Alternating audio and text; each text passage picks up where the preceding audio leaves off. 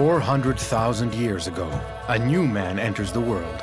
He's the first representative of an extraordinary species, the Homo Sapiens, our family. His children cross the seas and the mountains. They adapt to every climate. Time and again, they lose everything, but they reach beyond their limits and always manage to survive. They discover agriculture, and they tame animals. They build villages and change the landscape. Man becomes the most powerful creature in the animal kingdom. They explore their imaginary world, and in the process discover art and the magic of dreams. Over the last 50,000 generations, their knowledge has been passed down to us. We are their children. What's their real story? How did they populate the earth? How did they make our lives what they are today? Here is the story of the dazzling rise of our great family, the Homo Sapiens.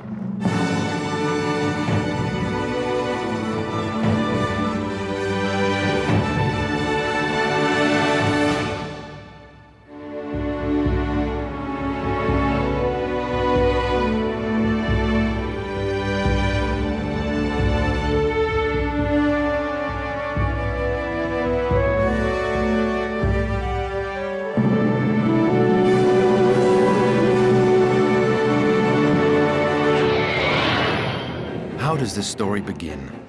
How did our species appear? Where did it come from? Remember, 8 million years ago, the planet suddenly cools. Water is locked into the poles, and an enormous ice cap forms over Europe and Asia.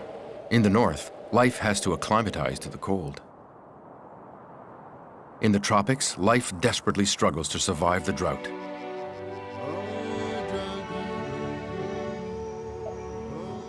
In Africa, the great apes see their forest disappear. Two of them, Aurorin and Tumai, adapt to the savanna and invent a new way to get around. They stand up. 4 million years ago, they disappear, giving birth to a new, better adapted species, the Australopithecus. Lucy and her fellow creatures continue to walk upright. They survive by eating hardy plants. But eventually, they die out too. They're no match for their predators. Next, Homo habilis arrives on the scene.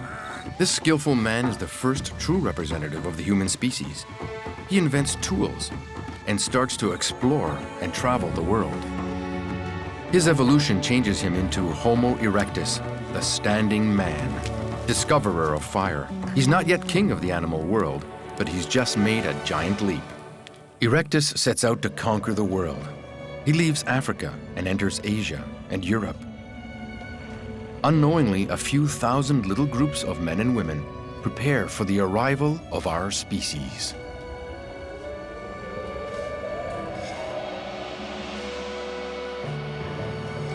Imagine, 400,000 years ago, we are in the heart of the African continent. Homo erectus sometimes walks up to 50 kilometers a day in order to survive. He chases small animals and picks berries and roots for himself and his people.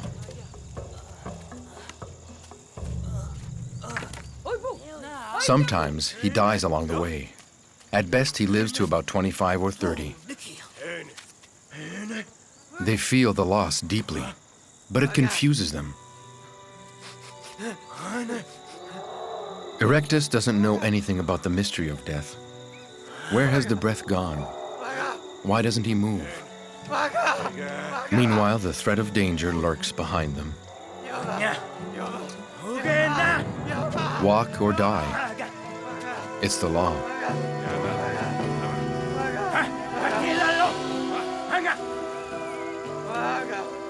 The body is left to the animals.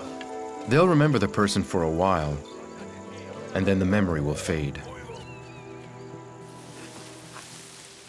When Erectus settles down for the night, first he makes a shelter to protect himself. Then he builds a fire to keep predators away. He's able to make all sorts of tools, But this is of little use to the woman carrying a child. She's been eating nothing but roots for days now. She needs protein. She doesn't want any more roots.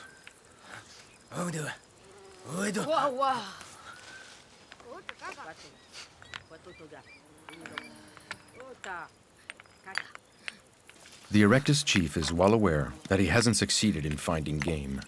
He knows that roots are bitter and don't satisfy hunger. He doesn't need to be reminded.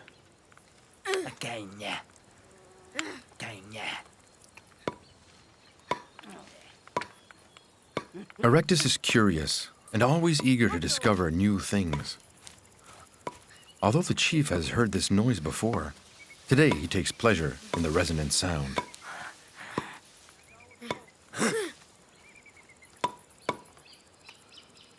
But suddenly, it doesn't resonate. Nothing.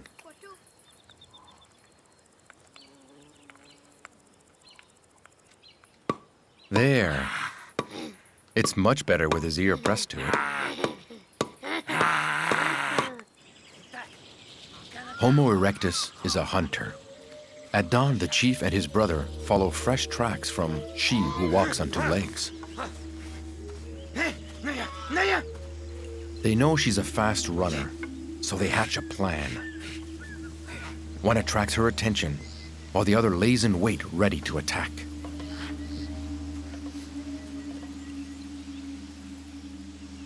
Termites, the irresistible yellow ones. The chief knows all about she who walks on two legs. She's obsessive about her eggs and knows them all individually. If one were to go missing, she would throw a fit.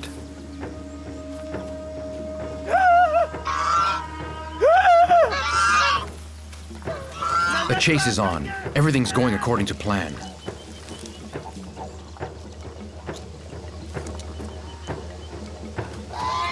But what's his brother doing?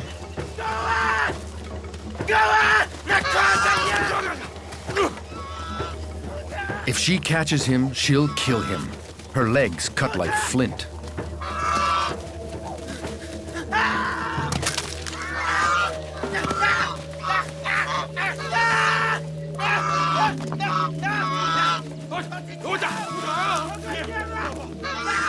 Her beak is like a spear tip.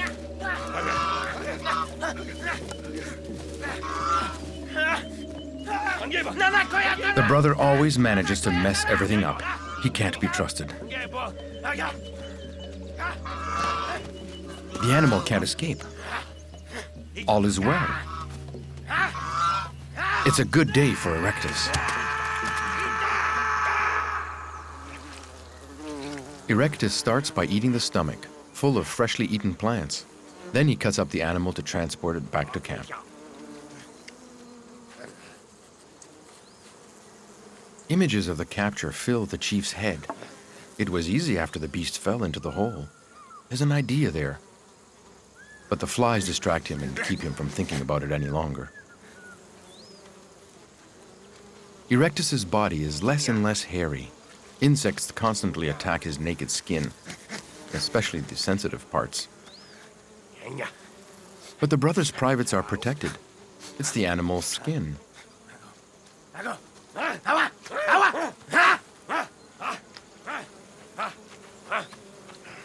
With the protective skin, the flies don't bite. Perhaps this is how Erectus invented clothing.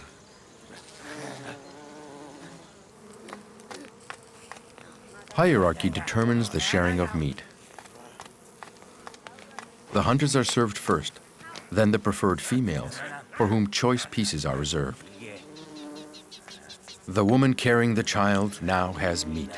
Erectus is flushed with pride at having done his duty as chief and protector.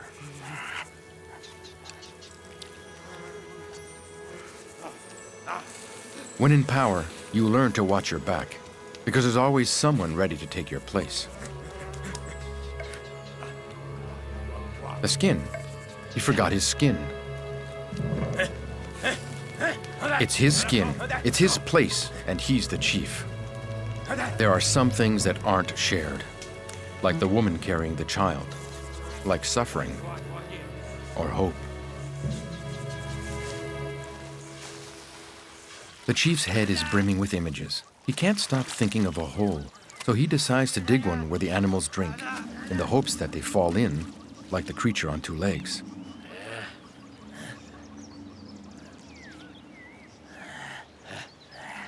Digging in the mud changes their appearance. Surprised, the chief doesn't recognize his brother.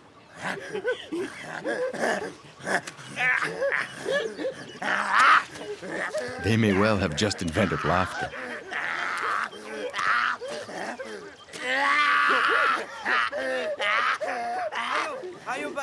Perhaps the first laughs of humanity, but also the discovery of beauty, thanks to an important find. A stone, different from the others. He finds it pretty, so the stone becomes something else, a treasure that's a joy to behold. And what's it like on him? Isn't he handsome? Handsome and different. It's his stone now. It's his sign, the sign of the chief.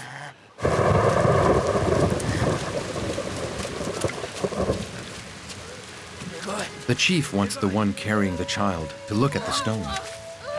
But now's not the time. She's got searing pains in her stomach. The woman wants to be alone when the child comes from her. She knows instinctively what she has to do.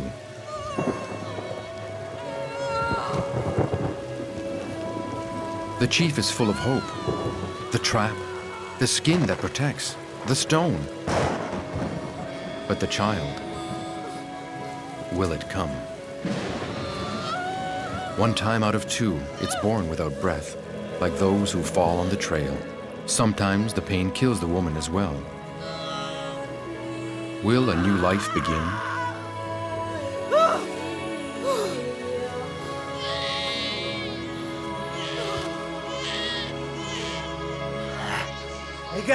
It's alive. It's a little girl. She has a funny head with a straight forehead and no hair on her skin. She looks so fragile and vulnerable.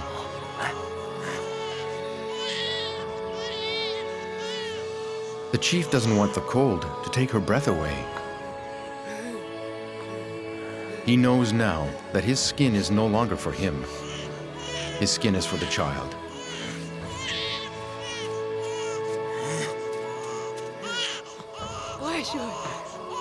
Without knowing it, they've just given birth to a new species of man, a species that will soon replace them. Homo erectus senses he's done his time, and he's holding the future in his arms.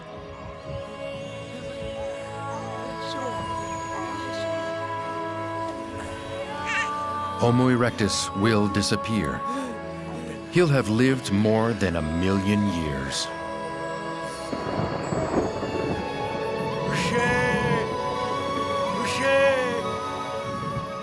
Homo Sapiens arrives. He will change the life of man and conquer the world. The evolution of Erectus into Sapiens happened over hundreds of generations. Little by little, his body became more slender, his forehead smooth, his brain became bigger, more complex. Sapiens leaves Africa and explores the Middle East. He starts to wear clothing, develops a sense of aesthetics, and makes tools. His thoughts and imagination will turn him into a new man. We are at minus 100,000 years.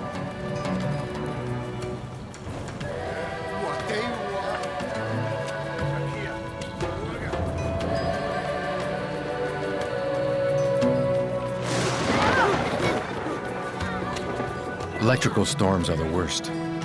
They kill every time. Where does this blinding light come from? Who spits this anger that rattles our skulls? One of us will find an answer to the great mystery of death. He's called Neka, the youth. Ever since he's known how to hunt, Neka protects his mother and little sister.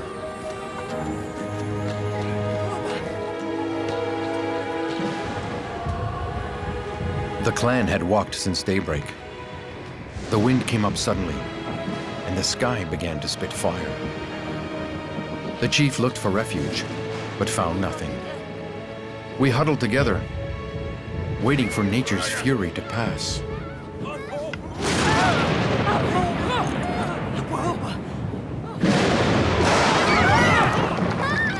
Naoki, Neka's sister, got scared and took off. Her mother followed to protect her. That's when tragedy struck Neka's life.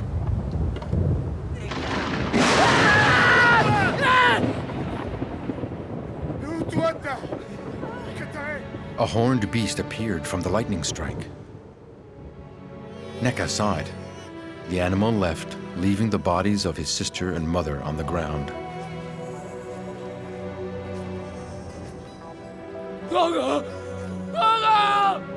They were motionless.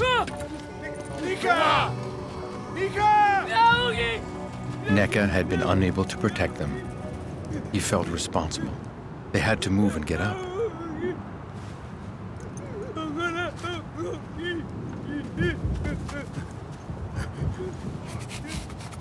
The chief quickly understood that the breath had left them. But Neka didn't want to believe it. He refused to listen or to see what everyone else did.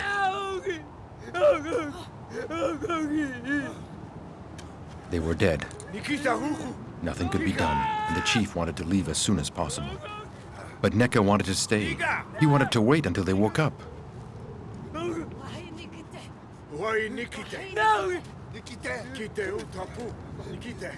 The chief didn't understand, but he couldn't abandon Neka. So we stopped there. At the beginning, it was just for one night.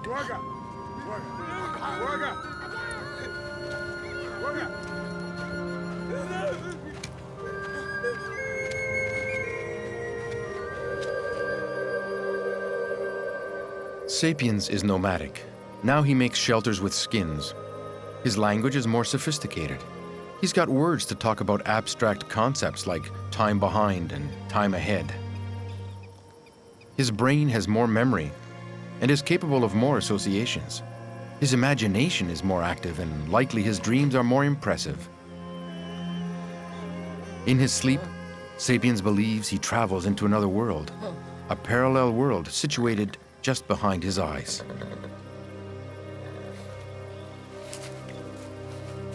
The clan was still sleeping when a horned beast came to drink at the river.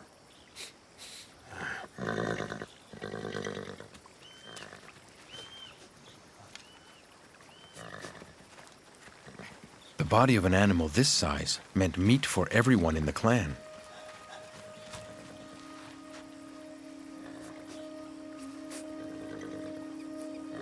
Without a doubt, for Neka, this was the same horned beast, the one who came the day before with the great light.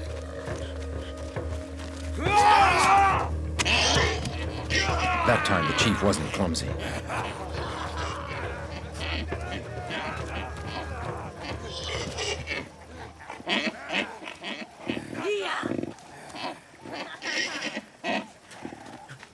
The wound would kill her. The chief was proud. Thanks to him, the clan would have food for weeks. But Neka had other things on his mind. In the dying breaths of the animal, he heard his sister groan.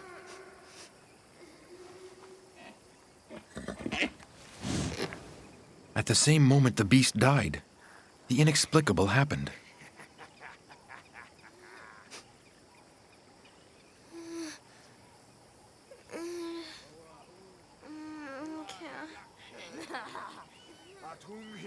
As the breath of the animal disappeared, his sister's breath returned. How was it possible? Naoki breathed. Naoki! She was coming back to life. Naoki! Naoki! Naoki! No! No! Naoki! That's how Naoki came back to us. We were joyful, Naoki! but Neka was preoccupied. He wanted to understand what had happened. Naoki! Naoki! Naoki! Naoki!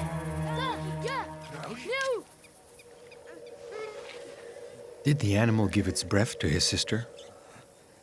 Did the death of the animal allow Naoki to live? It was a big mystery.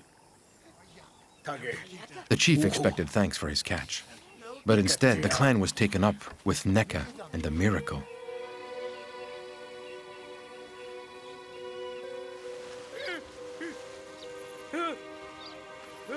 Neka found new hope. Maybe the animal's skin held a bit of breath to revive his mother.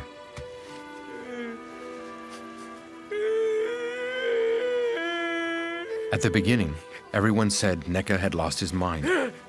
He was obsessed with the idea that the horned beast could give life back to his mother.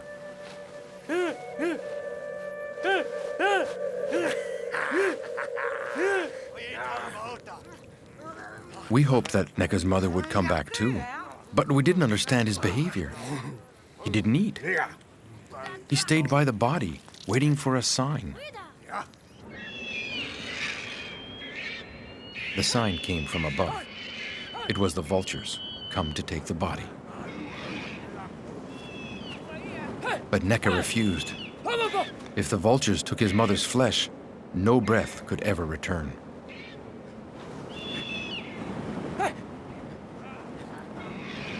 It's perhaps on that day that Homo Sapiens invented the first burial place.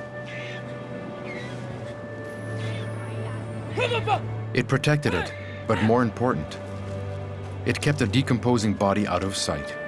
Even without vultures, the body disappeared little by little.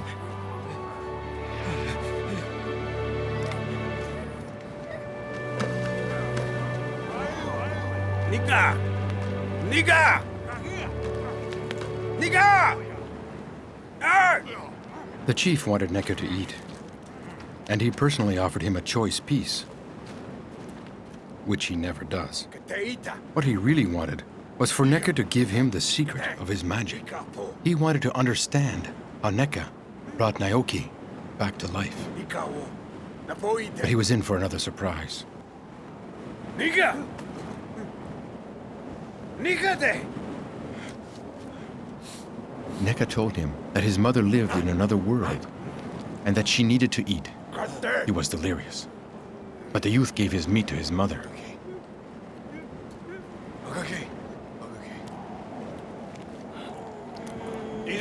That was too much. She didn't need food anymore. She was dead. A few of us began to believe in this world. The world we went to when we slept, where we could meet the dead. It was the land of dreams. A few days later, 3 clan members decided to leave. There were a lot of us, and fights broke out all the time. They wanted to find another clan and another chief. They couldn't put up with him anymore.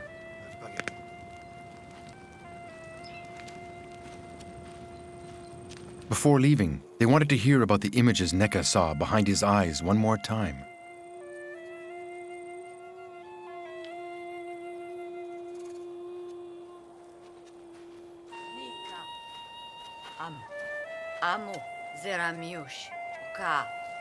They wanted to hear the extraordinary account of Neka's mother, to remember it, to take it with them.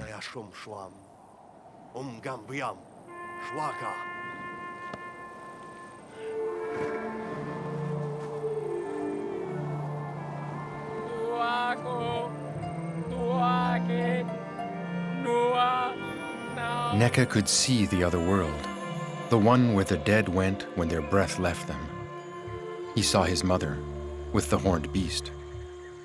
His mother looked at him as if to say, all is well. She was no longer hungry or cold.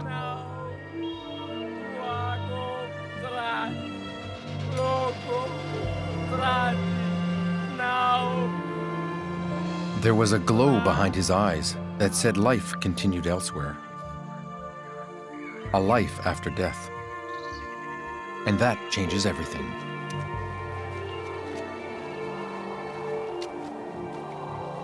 These beliefs are probably the beginnings of religious thought, an extraordinary flight of imagination that will endow sapiens with a phenomenal power: faith.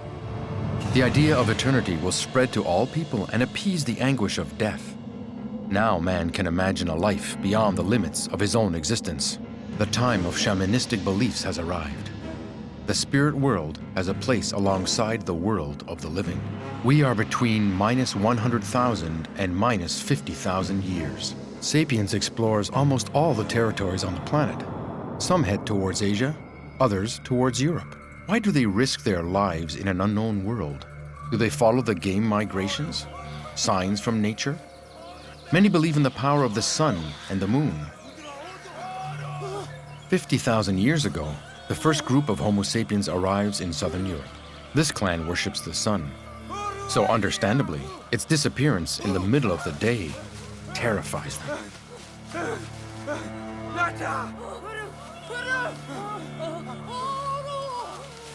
A woman enters a trance to fight against the devourers of light.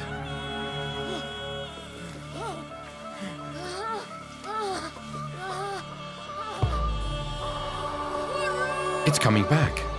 The sun is back.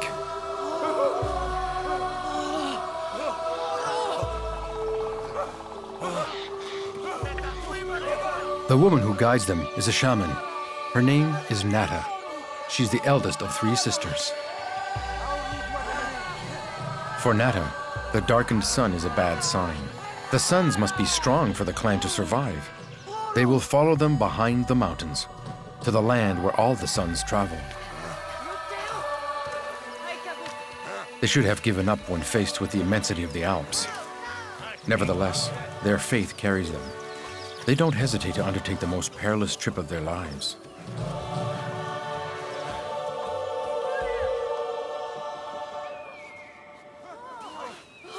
Sapiens encounters white earth for the first time. Their feet burn.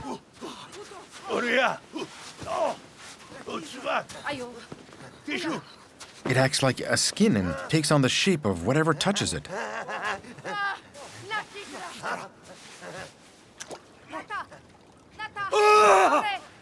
To protect themselves from the cold, Sapiens invents the shoe.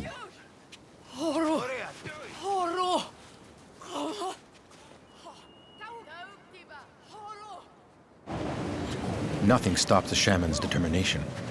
They have to continue their ascent. Their skin starts to tingle, their extremities begin to freeze. They'd like to go back down, but no one dares defy Nata. The shaman decides for the clan.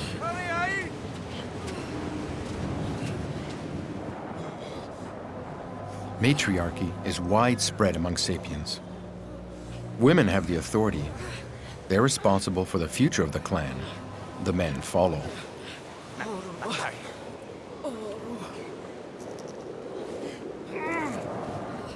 The mute has just lost his ear. There's no blood or pain. What's to be done with his frozen ear? How will they reattach it? The mute awaits the shaman's advice. Nothing can be done, except maybe eat it. No, the mute prefers to eat it himself. After all, it's his ear.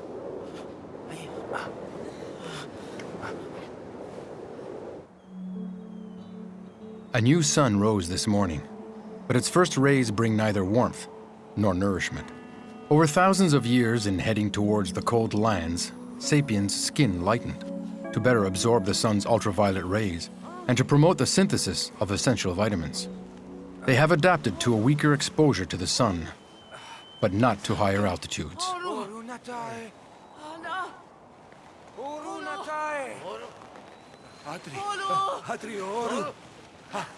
While she slept, Nata's elder sister left for the other world. Her cold body became hard like wood.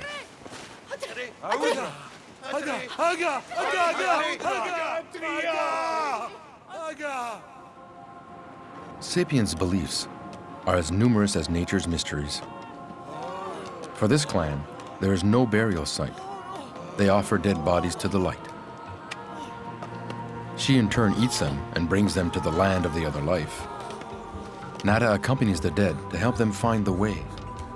One day, she'll find her sister in the world of suns. They continue to plod forward. They've eaten nothing but snow for the last 3 days.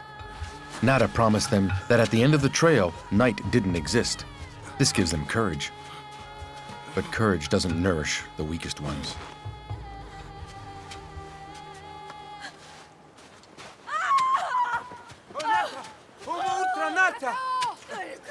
Not every sapiens is entitled to a ceremony.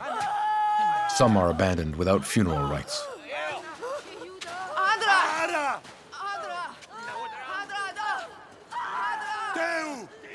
Nada knows the pain her sister is feeling. She feels the suffering of her clan, but they can't stop.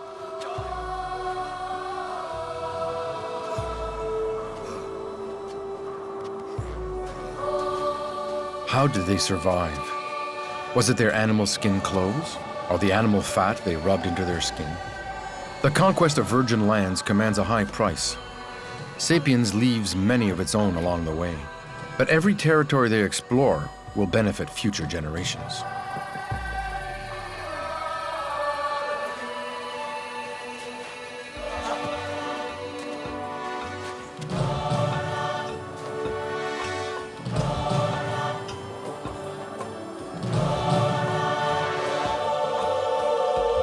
Now they number fewer than the fingers of one hand. As their last bit of strength drains from them, hope is rekindled. 3 shapes covered in snow. They're animals, surely. Food to sustain them so they can complete their voyage. They're saved.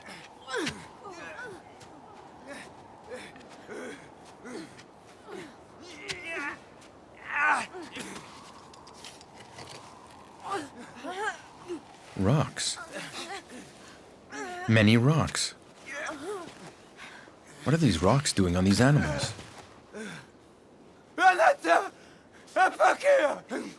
A bird wing, but it doesn't have any flesh.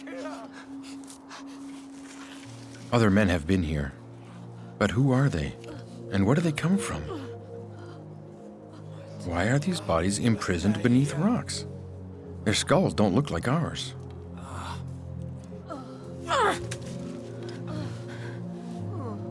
Nada is lost. The land of suns is not here. There's nothing to eat.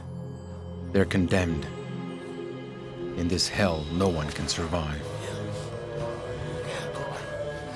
No one except maybe an exceptional being.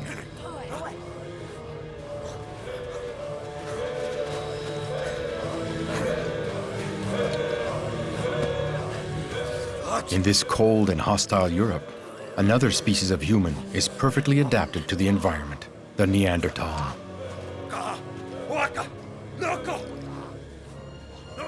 Nada and her companions opened the tombs of their ancestors.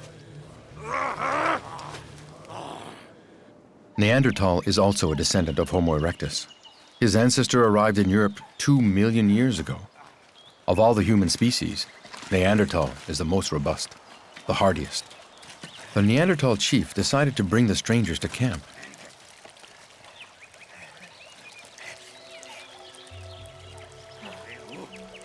When Nada opens her eyes, she doesn't know if she's still in the world of the living. What are those beings who aren't exactly men?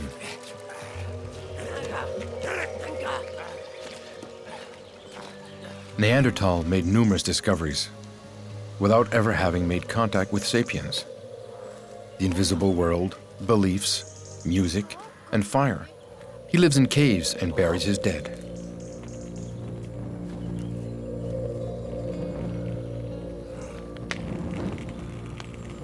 The Moon clan rescued Nada and her companions. Their chief wants to know who dared dig up his ancestors. Nada's face intrigues the chief. Who are these beings with flat foreheads?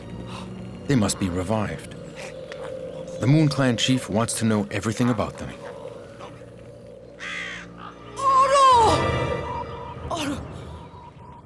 The shaman regains consciousness a few times. Everything is strange and different from what she knows.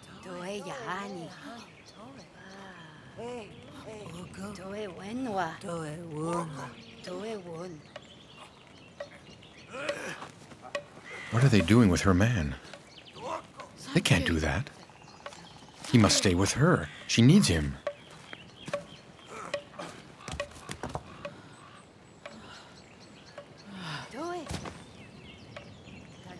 Differences of culture, language, way of life. For these sapiens, the Neanderthal practices are sacrilegious. Nevertheless, its culture is no less rich or interesting. The next day, the smell of cooked meat wakes Nada and her sister. Hunger overrules fear. Since the snow, they've forgotten everything. Where are they? Who brought them here? Bit by bit, images of the men with big noses crowd Nada's thoughts.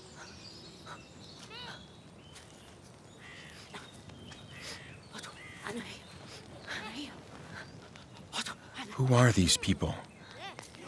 Memories from her journey surface. It wasn't a dream. And Samke, where is he? Nada suddenly remembers where they put her companion. She has no idea that it's a tomb.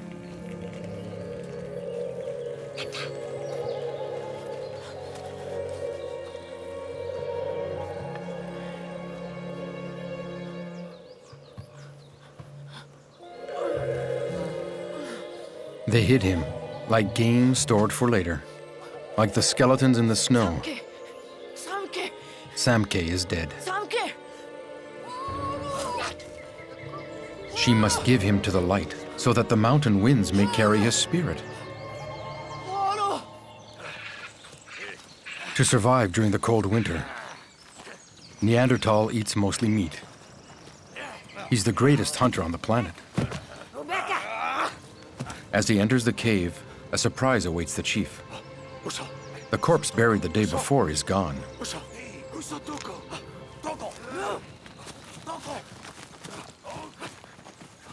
It escaped. Where are you? Show yourself. Maybe he went into the ground.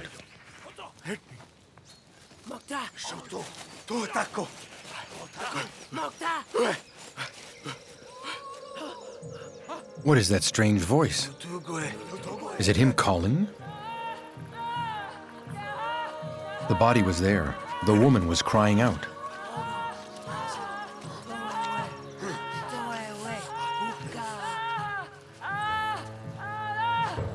The Neanderthal chief doesn't understand Nada's trance.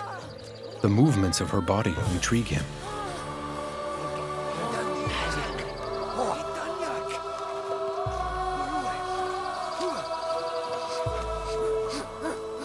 Nada and her sister will stay with the Moon Clan.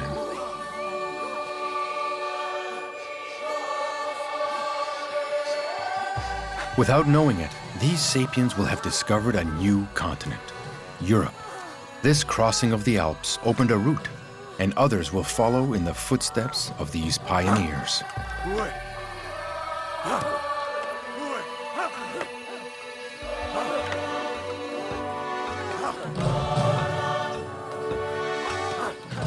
This encounter is but the first. There will be others. In a few millennia, Sapiens and Neanderthal will undertake an exceptional adventure together, big game hunting. At the same time, on the other side of the planet, Homo Sapiens discovers Asia. Due to the Ice Age, the ocean levels are 120 meters lower than today. The islands of Southeast Asia are joined together. Homo Sapiens' voyage will push him to the ends of the Earth. Throughout his migrations, Sapiens' appearance changed. The climates and environments modified the shape of his eyes, his nose, and the color of his skin. He also discovered a new and marvelous way to get around: navigation. For generations, the River Clan made waterways the center of its life. Water is sacred for them. She's the compass they follow, and she protects them from danger. They've been traveling down this body of water for months. They crossed the Indonesian peninsula without seeing even one other clan. Nevertheless, another human inhabits this land. He's been observing their movements for a long time.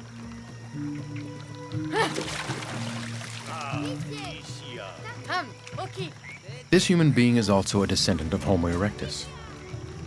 Having arrived here almost 2 million years ago, he evolved into many subspecies who populate all of Asia: Peking man, Java man, or Flores man. Each of these adapted to their environment.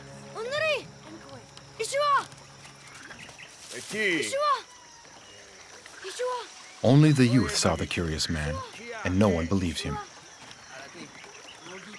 The river clan is always on the move. They follow the water, carried by the currents of this life-giving vein that becomes larger with each passing day. 60,000 years ago, the river clan arrives at Land's End in Asia and discovers the Pacific Ocean for the first time. For them, this expanse of water is a new river. It's so wide they can't see the other side. They've never seen anything like it. The immense waves and crashing surf makes their bodies tremble. They're fascinated.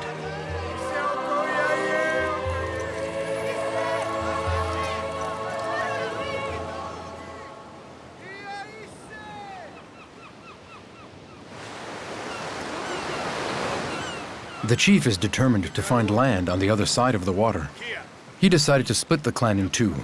He leaves with his shaman and his family, and will return for the rest of the clan. Homo Sapiens is still unaware that thousands of kilometers of deep, dangerous waters lay in front of him. Carried by their faith, this little group of men and women throw themselves into conquering an ocean whose monstrous powers they can't imagine. Those remaining set up camp. Just one warrior protects 3 women and a child. Snake Eyes, the best fisher of the clan. Since they settled in, the curious man has come by many times. It's always the same one, and he always does the same thing.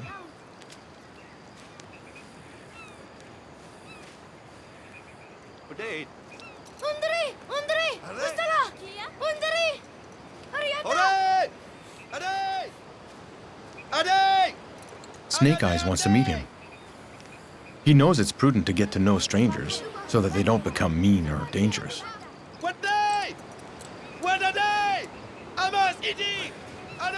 The man always runs away. His behavior is curious. This time, Snake Eyes decided to act.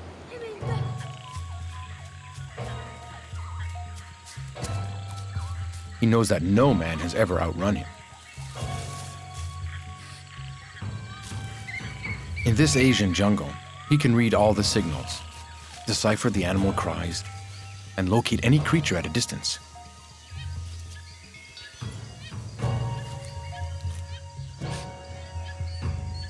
He's right there. What does he want?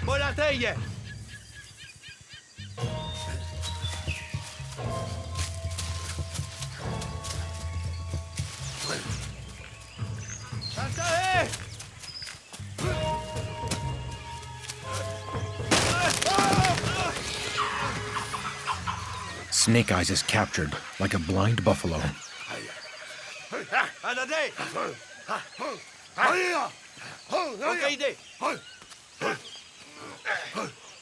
Snake Eyes has fallen into the clutches of a forest spirit.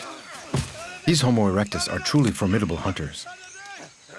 In such a hostile environment, their rules for survival assume that every living thing is edible, even humans under certain circumstances.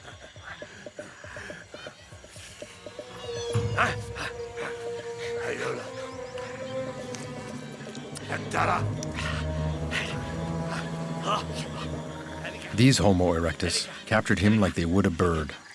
For the moment, they admire his plumage and colors and invite him to share their meal. But what blood is this?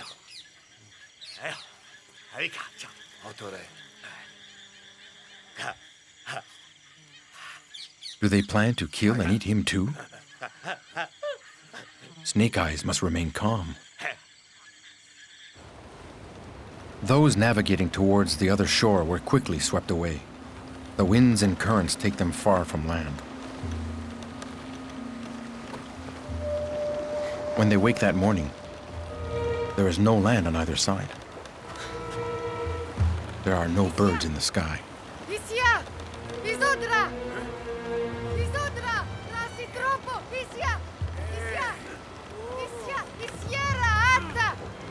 The chief doesn't understand. The world disappeared. The giant river covered everything.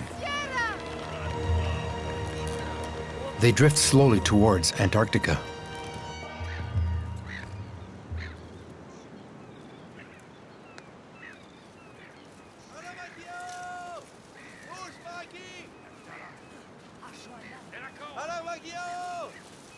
Snake Eyes is alive.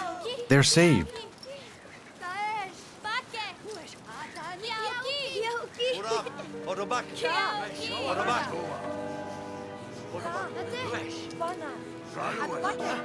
Snake Eyes has aroused the hunter's curiosity.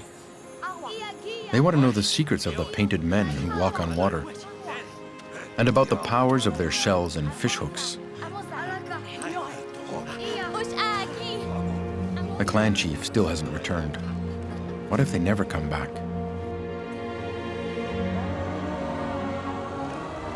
Weakened by the lack of water, the shaman has just died, his beliefs shattered.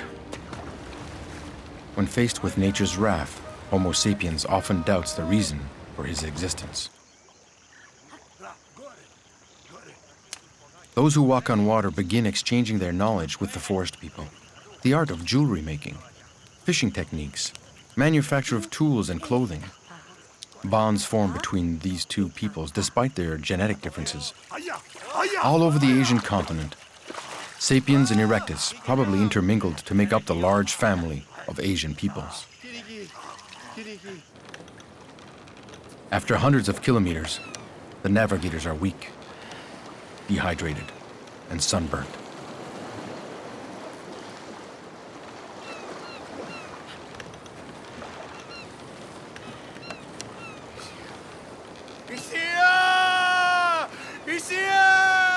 Land. The other side of the big river. Land has returned from the depths.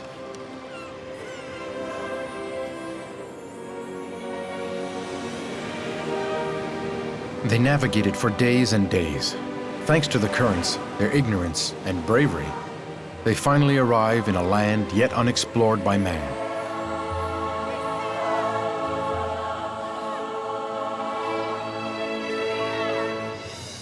Perhaps they believe they have reached the secret world of their dreams.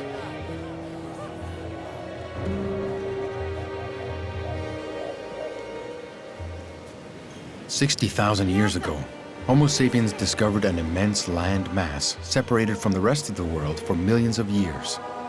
Australia, the cradle of unique plant and animal species.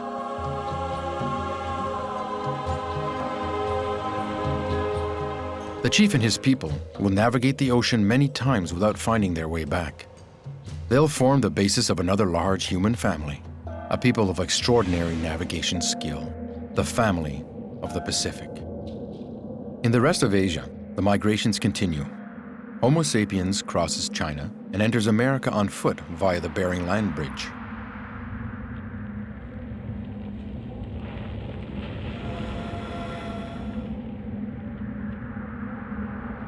Meanwhile, Sapiens enters Europe in succeeding waves. He adapts to the cold and the frigid life of the tundra. We are at minus 40,000 years. Whipped by glacial winds, the European winter is terrible. Man's only food is meat. But the herds are scarce.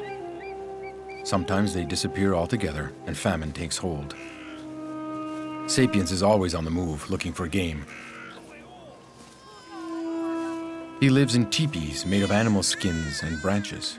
Perched on high hills, they're constantly on the lookout.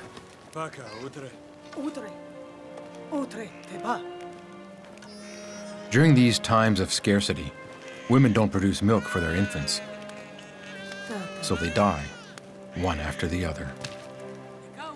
The chief of the reindeer clan has found just one sorry rabbit, dead from cold, not nearly enough to feed his two women in his clan. The reindeer clan is turning into the silent clan. The chief, Akia, stalks the vicinity tirelessly, listening for movement in the bushes or the smallest animal cry.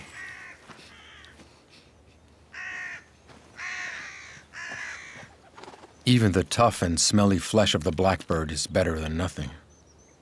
He never misses his mark at this distance with his new weapon.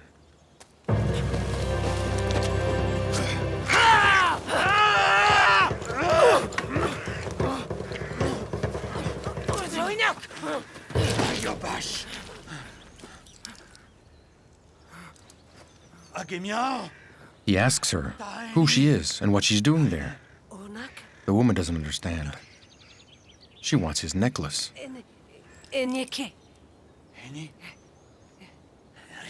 She's got an odd face, with bumps over her eyes, as if she'd banged herself.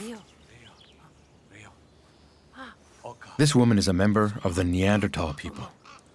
They're starving too. She's entranced by the shells on the Sapiens' necklace. She's never seen any before. But he's overwhelmed by his desire to touch her and to smell her. He wants to take her.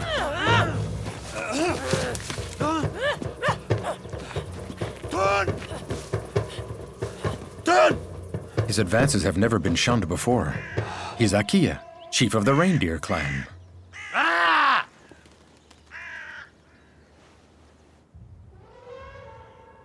At dawn, strange and new animal cries rang out near the camp.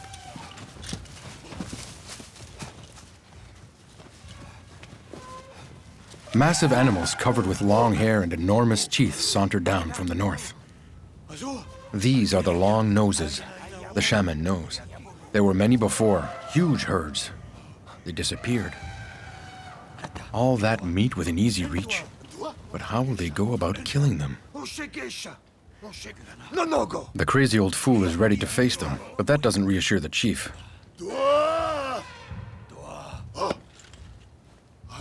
The shaman will call upon the ancestral spirits to give strength to the hunters. Akia will succeed, the shaman knows. The mammoths have been on Earth for millions of years. For these pachyderms, as for the men, the Ice Age is a curse. These huge beasts travel enormous distances every day to find the 200 kilos of food they need.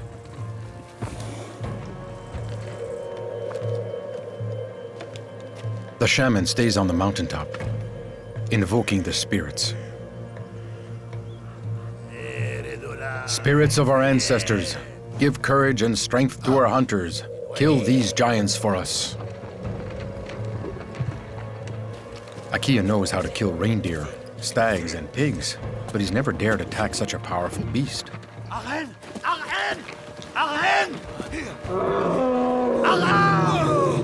They're nothing in the face of these monsters. Although their hearts beat with fear, their stomachs scream with hunger. The smell of meat makes their mouths salivate and their feet fly.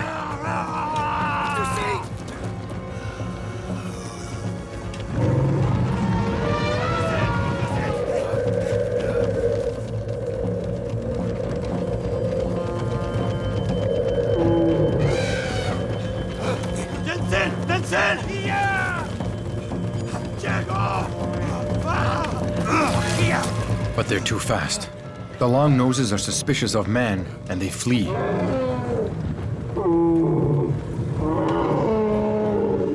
But the way is blocked. It's a dead end. They'll have to retrace their steps and confront their attackers. Their desperate fear makes them even more dangerous.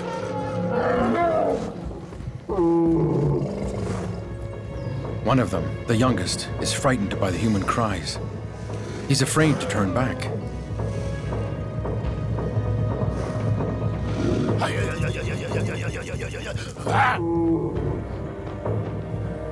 It's man against beast.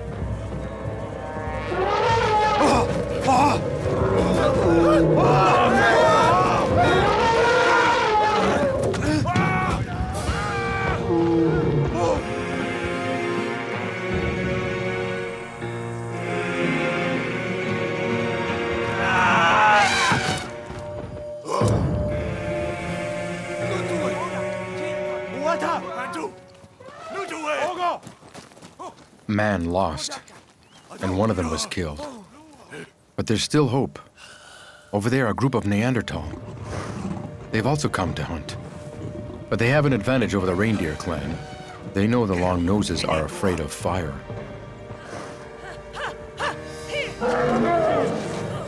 The Neanderthal woman frightens the mammoth and forces it to retrace its steps. They've still got one last chance.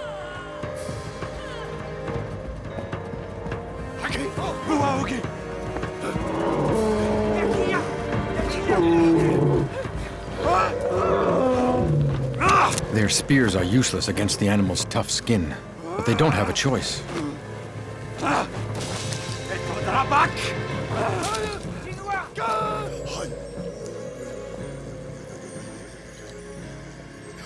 The young mammoth charges for the opening, but Neandertal is there.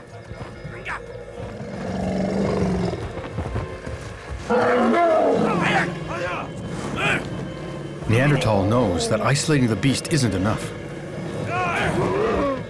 He must cut off any escape.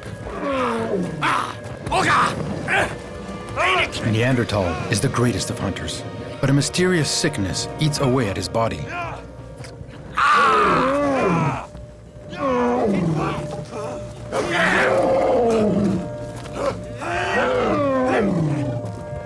The long nose is cornered. Sapiens and Neanderthal are united around the same prey for the first time. These men and women close in on the giant, pushed together by the same instinct to survive.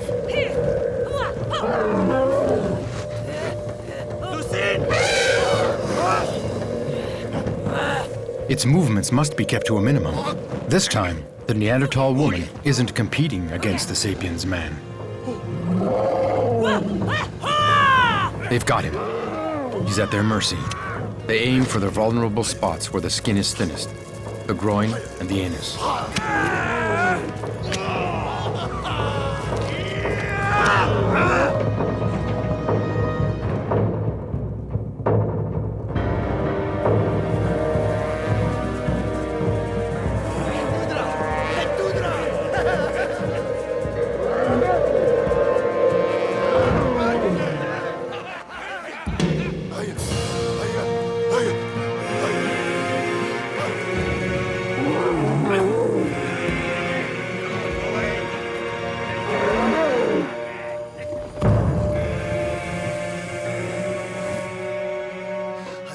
The shaman will thank the ancestors long into the night. Thanks to them, the reindeer clan just invented a new way to hunt, organized big game hunting. And this new method will have considerable consequences on the life of man. The mammoth's meat gives the clan an enormous supply of food. They can go months before their next hunt. For the first time, man has time ahead of him. Free time to think, experiment, and make seemingly useless things.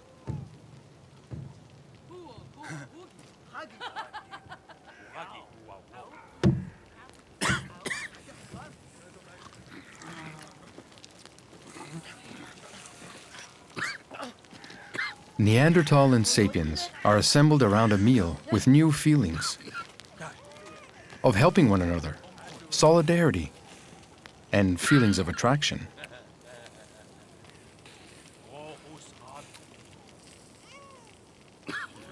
The Neanderthal woman wants the chief of the reindeer clan for herself, but Akia already has 2 companions, and nothing will happen without their approval.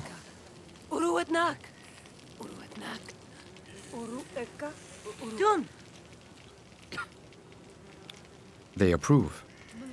In future, they'll live together.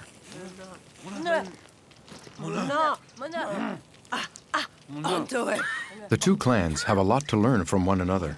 Gradually, they'll learn each other's language, word by word.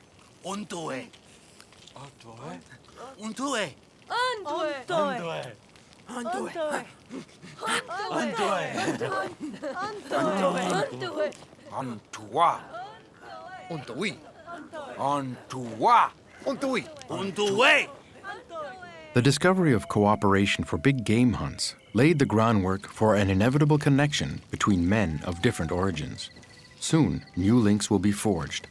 Marriages, alliances, the roots of society. Tonight, Akia wants to take the woman who stirs his desire. What evil makes her nose bleed? Although the Neanderthal woman suffers from a sickness, they don't let it interfere with their enjoyment of one another.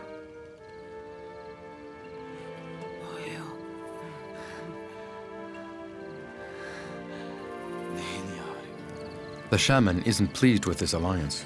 He's suspicious of the Neandertal woman. This woman and man both belong to mankind, but they're not the same species. Their union will not produce offspring. They're genetically different.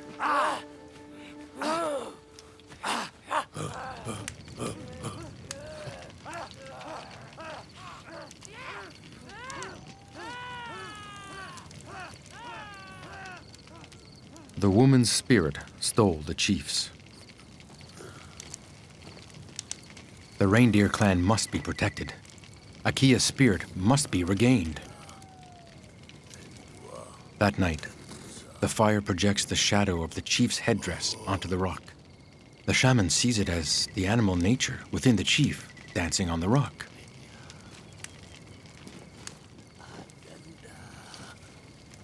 He wants the memory of this magical moment to last, so he follows the contours with wood charcoal.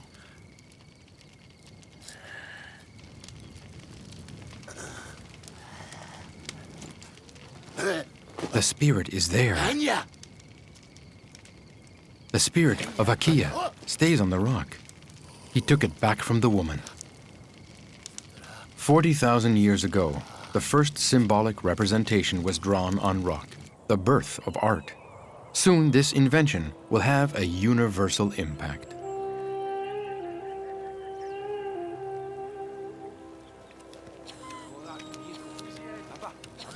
A few years have passed. In their travels together, most of the Neanderthals have died from the sickness that afflicts them. They're just 3, including the chief's woman.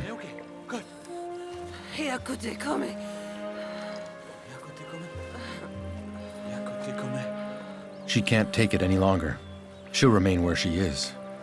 It's the end of her journey.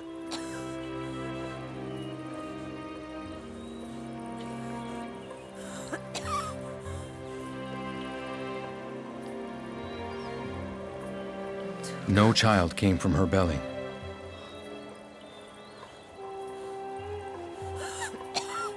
The clan can't stop. Winter is nipping at their heels. They must walk south.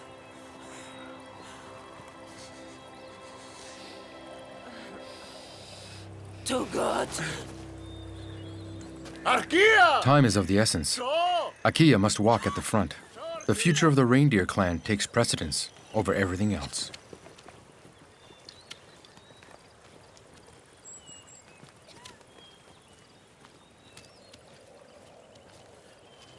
Exhausted from the fever, the woman wants to rest and cool down in the icy water.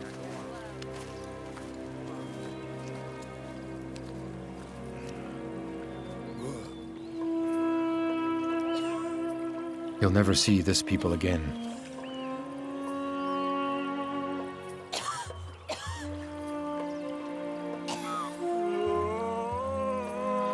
Neandertal is dying. Little by little, this species will disappear from the earth. Cut down by disease, a declining birth rate, it still remains a mystery.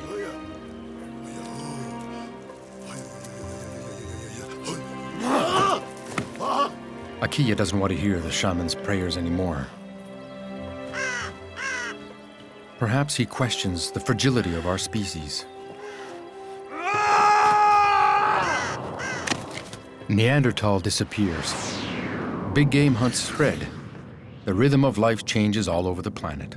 More free time, more creations. Homo Sapiens sculpts objects. He makes costumes and jewelry and decorates his tools. It's a veritable cultural explosion. In certain areas, a powerful human creation will appear. Cave art. Art will become a message. Where in France 20,000 years ago, Homo sapiens have dispersed throughout Europe. Sometimes he suffers from isolation. Some clans don't find other populations to mingle with. They reproduce amongst themselves over 1, 2, 3 generations. Inevitably, inbreeding strikes their children, leaving them incapable of reproducing. This puts the survival of the clan in jeopardy. For years, Atka the sorcerer has tried to cure his people of this curse.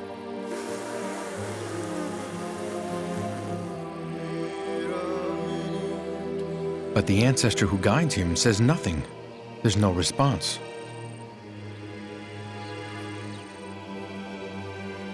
Has Atka lost his power?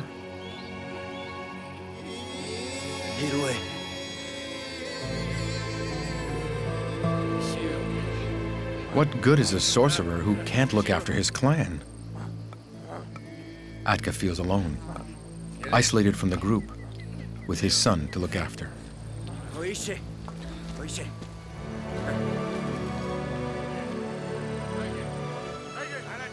Before, the bison hunting clan was prosperous.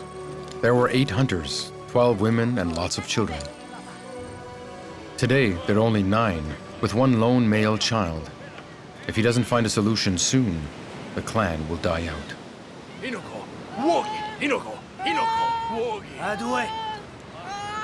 The chief has just found a winter shelter. Atka's son is agitated. It's as if this place spoke to him, as if he heard voices.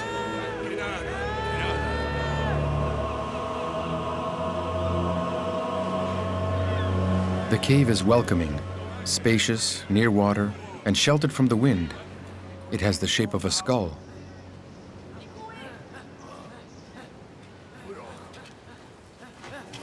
Fires have been lit here. And there, people slept and ate. Others lived here before them. But where are they now? The child was the first to find the passage. It was his illness. He was always looking to hide himself and avoid people.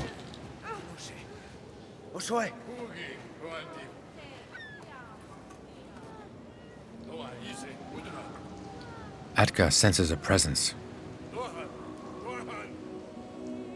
Who's hiding deep in the belly of the cave? Bears? Lions? Or humans?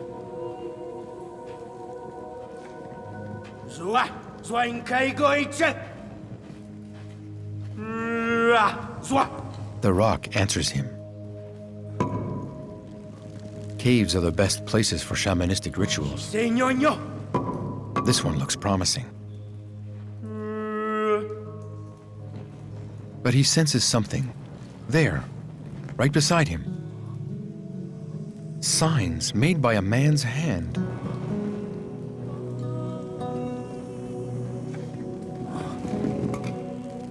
The first rock paintings show streaks, circles, and spirals. These shapes are a shaman's visions in the first stage of a hallucinogenic trance. They'd been here. Other men's hands had etched this rock. What went on here? Did they wish to leave a message?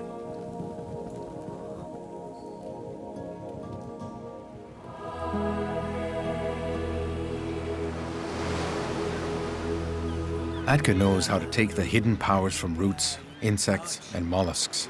He turns them into colors for his paint and healing potions. He'll use them to help find the wayward spirit of his son. He wants to bring him back into the real world.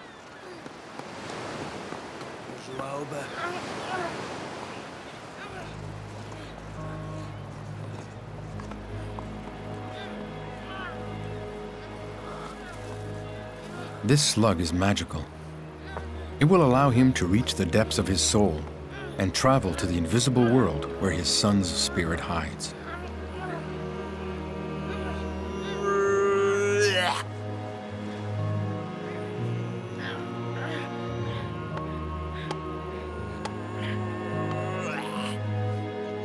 His sorcerer ancestor taught him everything. Returning to nature long ago, he became a bison. Since then, the animal's spirit has guided him. Atka calls upon it now and asks for help healing his son.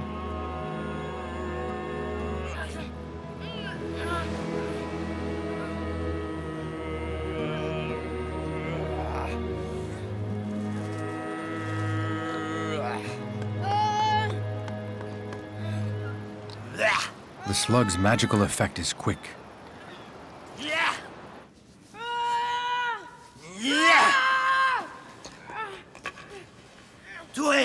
The sick spirit of the child resists, It flees to evade capture. Atka follows, step by step. He won't let it escape.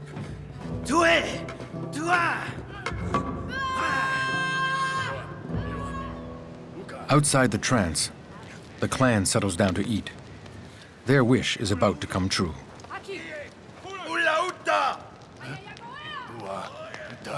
Men and women from another clan. They don't speak the same language. They must welcome those who come from elsewhere. Luck is with them. It's their cave. They don't want another clan here. They don't want to share. As his arms fight, the spirit of the bison takes over Atka's body.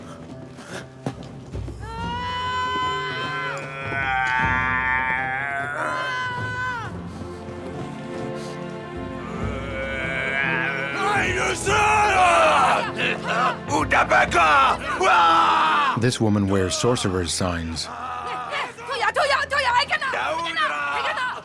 She tuned in immediately to Atka's calls from the depths of the stone skull.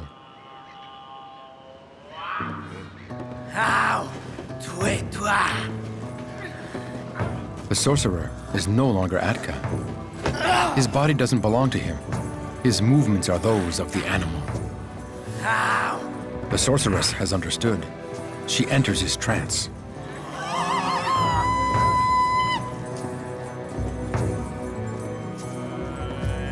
Before the stranger's eyes, Atka's hand traces the contours of a new image. The men from both clans are so taken with the spectacle that they stop fighting and wait to see what will happen next.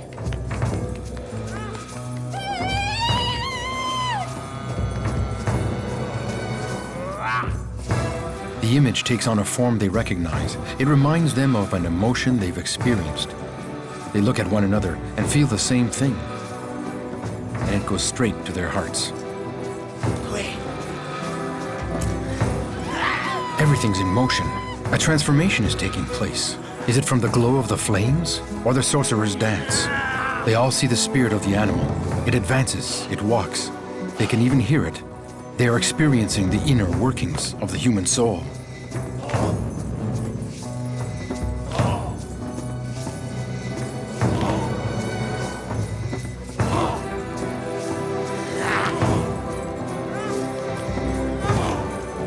Cave painting becomes a language that will allow all of the Homo Sapiens to understand and accept one another. It will be a universal message that will touch the hearts of man and bring them solidarity.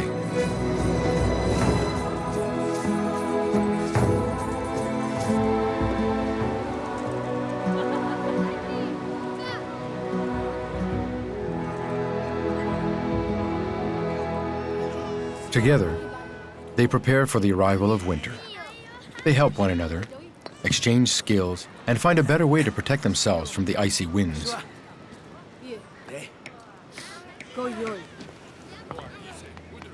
Atka hasn't found his child's lost spirit. Not yet. The two sorcerers exchange secrets on medicinal plants. Knowledge shared is knowledge gained. They begin to amass an understanding of nature's mysteries. One day, from this vast knowledge, medicine will be born.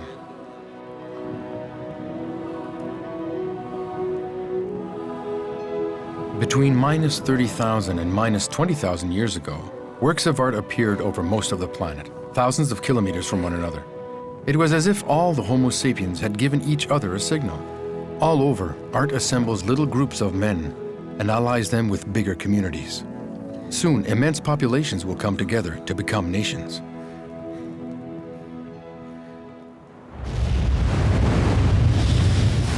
But suddenly, 12,000 years ago, the temperature rises.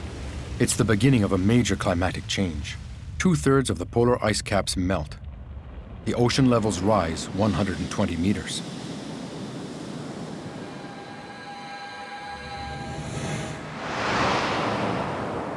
The continents gradually take on the shapes we recognize today. A grandiose era of the life of man is coming to a close, but a new one is beginning.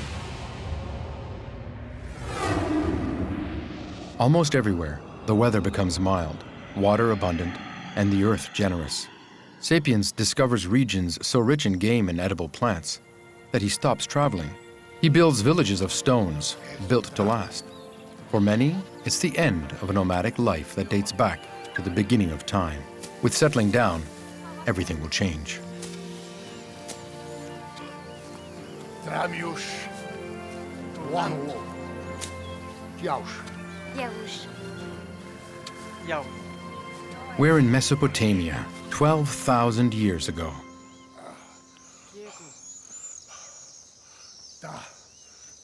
Wak. Listen to my story. It completely changed the life of man. Jacques. My mother was young. Ronkia. We didn't know then what we know today. Io aru. Washio dutue. Ronkia. Musranenne. Joivakeban. Yonake. Everyone loved Nene, especially my mother. When he stopped to see her on his way back from hunting, he always brought birds' eggs. Life had become easier for men and women. They were beginning to take the time to enjoy each other's company. My mother was in love with Nene, and he was in love with her.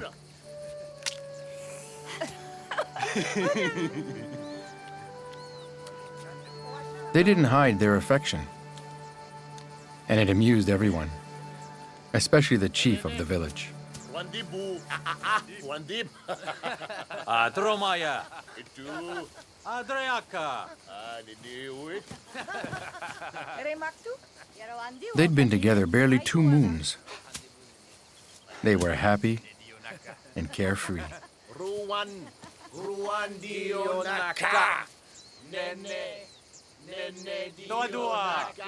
But that day, she'd had a premonition.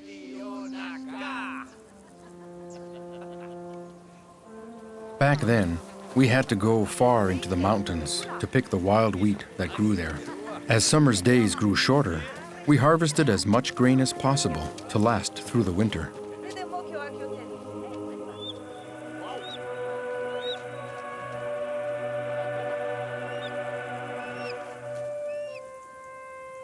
Nene knew that at this time of year, the falcon laid her eggs. My mother loved eggs.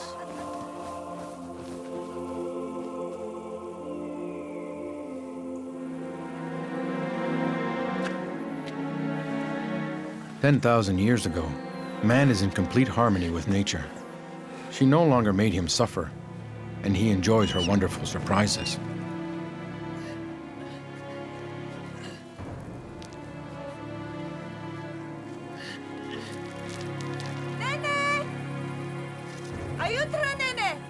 She didn't see him leave, so she thinks he's playing a trick on her.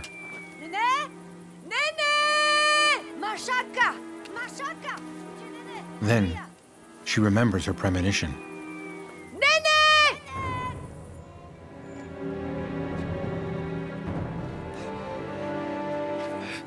Homo Sapiens takes pleasure in nature. But if he upsets the balance, nature retaliates.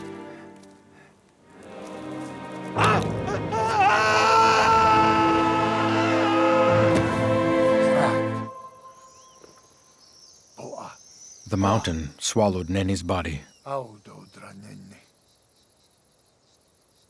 My mother looks for him, in vain.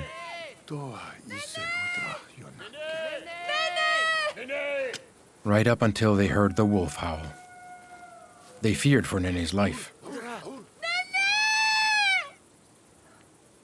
If there were a pack of them, it was better to stay together. We feared wolves.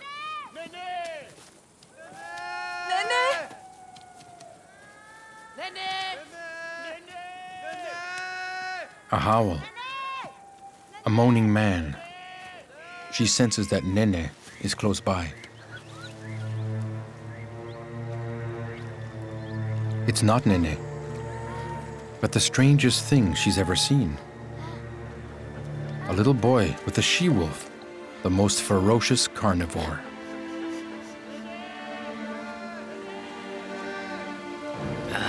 The wolves had been by our side forever. When our children got lost in the forest, the wolves devoured them. We didn't like wolves, especially our chief.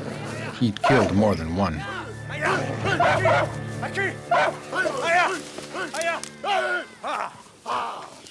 But he doesn't have time to take care of this one. He hears the moans of the child, too.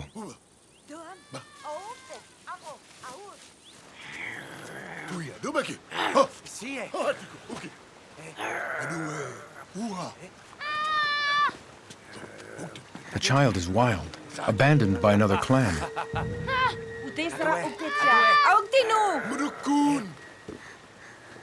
My mother tries to comfort him, but he resists. Enough! The chief loses his patience with the child. They stop looking for Nene, distracted by what to do with the child. He would have answered them if he were there. Homo sapiens live here in little stone huts, assembled around a common grain loft. The first village. The first houses. My mother took the child with her and gave it Nene's bed. But he didn't want to sleep.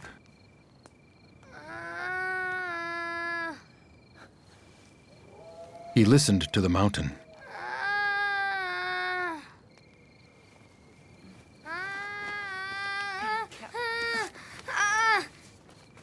She couldn't believe that the she-wolf was the child's mother.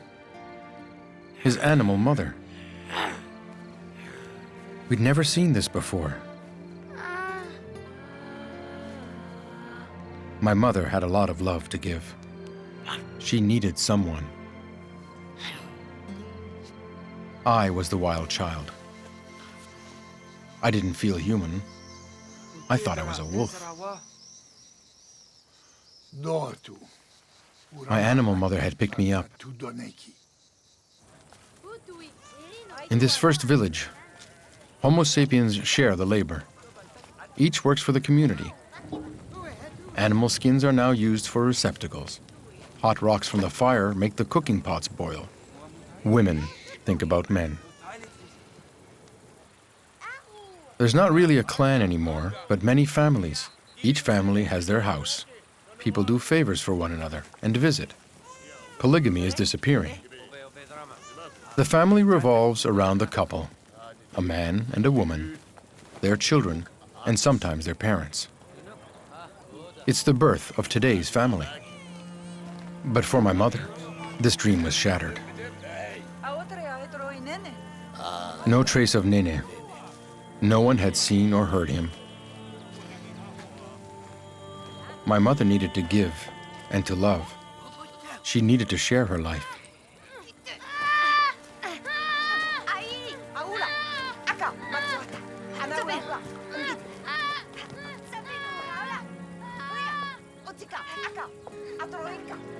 I didn't want anyone near me. I couldn't stand being touched and hated the feel and smell of clothing.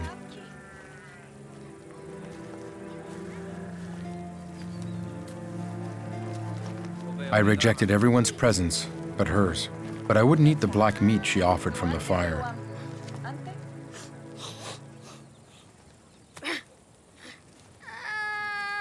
Little by little, she grew attached to the wild child. She grew fond of me. I was beginning to take a place in her heart, the place of a son.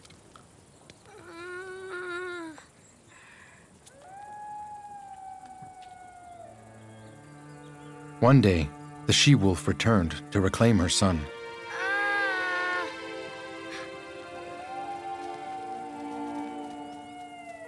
She'd fed me, protected me, and kept me warm since I was born.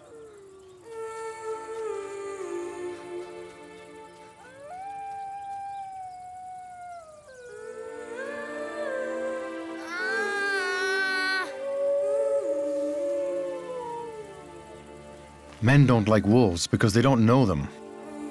My wolf mother would never have harmed me, but the men thought I was in danger with her, like all children in the presence of wolves.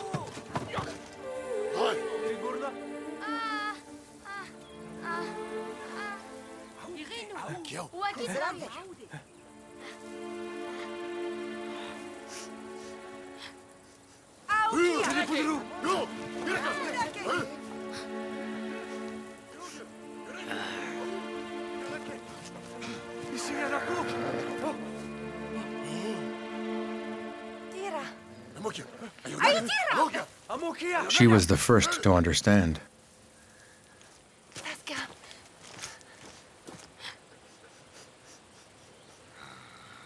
Maybe because she could sense the animal's love, because she was suffering from the absence of a loved one too.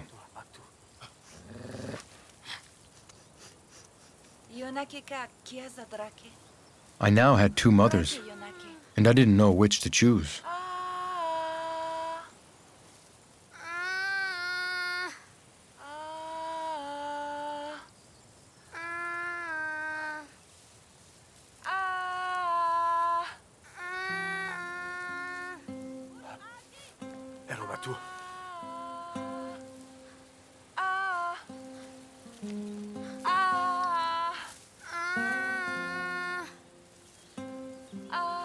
She knew how to speak to the wolf, as to the child.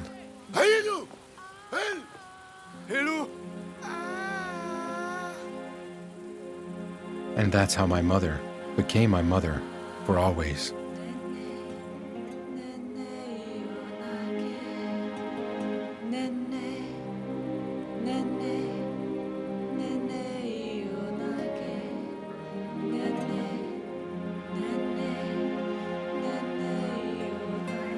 A year passed. I lived among the people. The she-wolf stayed near the village, and little by little, she got accustomed to the presence of men. An alliance between man and animal was born. It was the beginning of a big adventure, not just with wolves, but other animals too. 12,000 years ago, the first wolf joined the community of men. But it would take generations of wolves born among men for them to become what today we call dogs.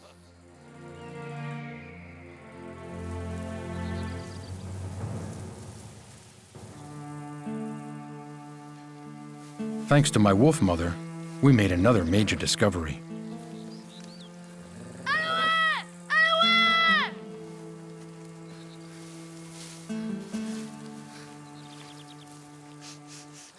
A skeleton lay in the middle of the wild wheat.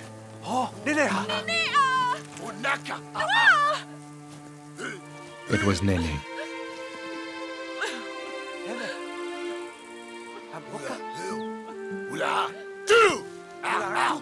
He disappeared the day my mother found me. She gave me the love she had for him.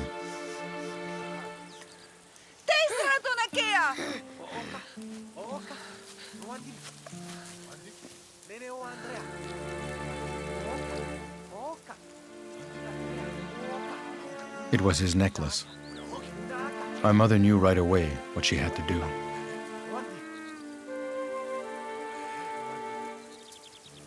The grains of wheat from Nene's pouch had germinated. They'd grown right where they'd fallen.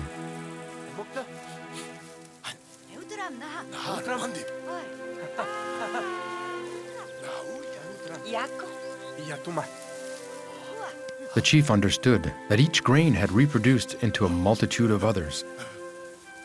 It was so simple, yet no one had ever thought of it. My mother gave me Nene's necklace, and I've worn it my entire life, until today. This necklace comes to you, son of my son. Wear it, and leave it to those who come after you. Tell this story to all men, so that they never forget it.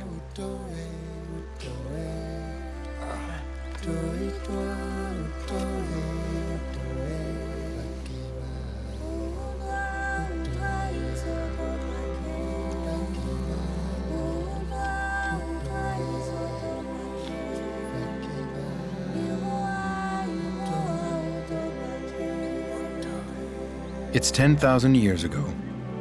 Thanks to these amazing discoveries, the life of man will never be the same. The discovery of agriculture becomes widespread throughout the world over a few centuries. Homo sapiens settles down permanently next to his crops. He lives his life by the rhythm of the seasons. and each year reaps the fruits of his labor. The domestication of the wolf is followed by that of numerous other animals.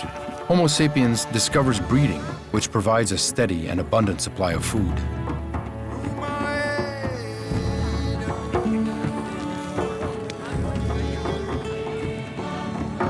In many places all over the world, giant monuments reach towards the sky, man's homage to the divinities.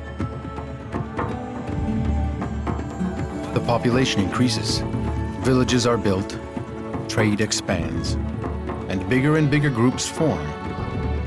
Soon large civilizations will appear. Prehistory is finished.